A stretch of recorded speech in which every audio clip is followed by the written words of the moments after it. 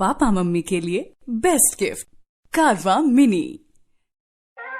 काजे जादव जी का विचार बा? हम रौरा हाथ में आवे वाला नहीं खे। जाने हम बारूद हैं बारूद, हमें छूने की कोशिश करोगे तो जल जाओगे।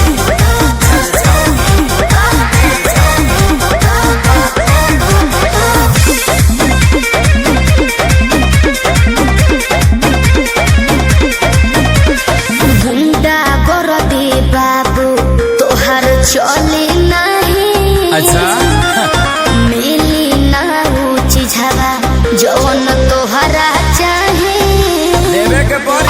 सीधे सीधे मनबू की सीधे सीधे मनबू की गोली चलवैबू हो। नाच के मलकिनी जी कहाँ नाच के जईबू हो। कहियो ना कहियो जानो